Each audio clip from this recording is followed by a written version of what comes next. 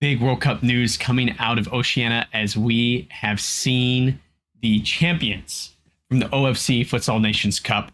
It's big news. It's historic news, but that'll come in due time. Let's get there. Let's back it up to the beginning of the tournament, which began at the beginning of October. So just over a month ago now, we saw the tournament start off, and we saw every member of Oceania get put into two groups to see who would become the first team to qualify for Uzbekistan's World Cup in 2024, other than the hosts themselves.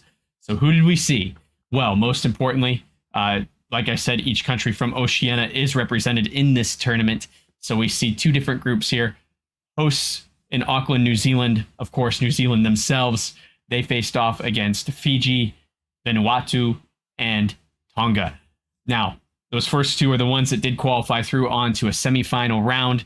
The other teams went into a 5th through 8th tournament to continue to get games throughout the tournament.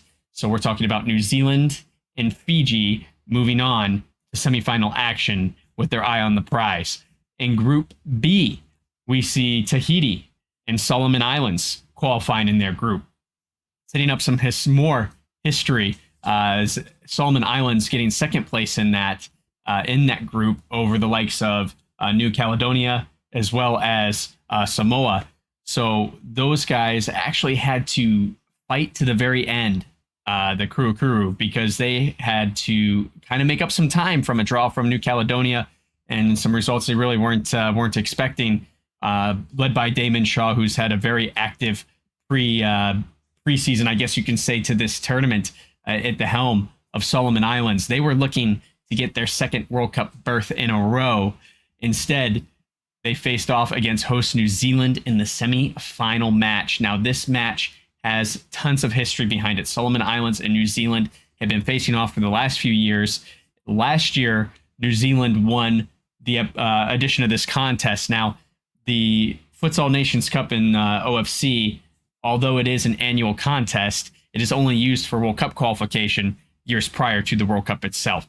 So last year, bragging rights really only for New Zealand. Still a great result for them. Still a very proud moment for the country of New Zealand in futsal. The futsal all whites, as they call it there. So these guys, of course, certainly have plenty to be proud of, but now it's really on the line.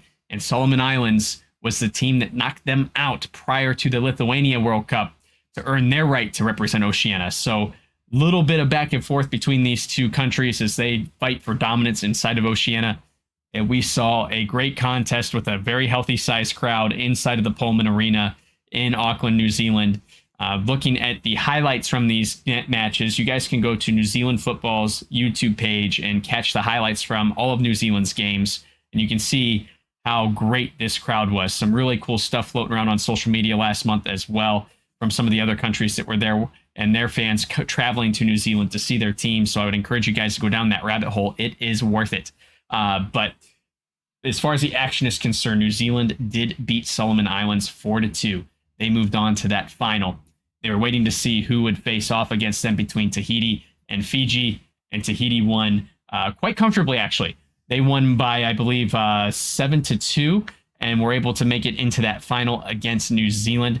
Now, the third place match, of course, then seeing Fiji and Solomon Islands. Those guys faced off, and Solomon Islands did come away with third place, so they still walked away with hardware and plenty to learn from this contest. But Tahiti, they fought like crazy. Their goalkeeper was standing on his head to keep them in this match. Again, if you go to New Zealand Football's YouTube page and watch the highlights from that game, it's basically a highlight reel of Tahiti's goalkeeper. But unfortunately, they did lose 5-0, and New Zealand, not unfortunately, very fortunately, got their historic first ever World Cup berth by winning the OFC Futsal Nations Cup here in 2023. So massive congratulations to the New Zealand futsal team. And they now have their eye on the prize of World Cup action next year. And of all of the federations that are involved, of course, across the globe, they will have the most time to plan for this tournament and figure out how they need to take it on. They are the first truly qualified team after the hosts. So they will be watching from the sidelines to see who their competition will be from the likes of Africa, Europe, CONCACAF, as well as South America. So lots to look forward to for them. And speaking of looking forward, Very interesting article from Futsal Focus. If you guys are interested, I am not going to dive into it because I think it is a piece that stands well, and I would encourage you guys to go read it on your own. Again, link in the description for that as well.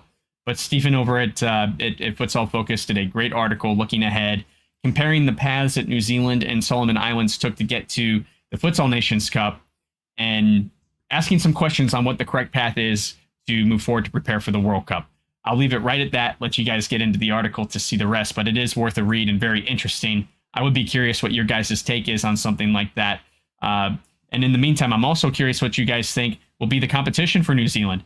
You know, this is a country coming out of a federation where there's not a lot of true professional futsal. We're talking about organized amateur leagues at best. You know, in the likes of New Zealand, you do see some of these players coming back over to Bloomsbury Futsal in England.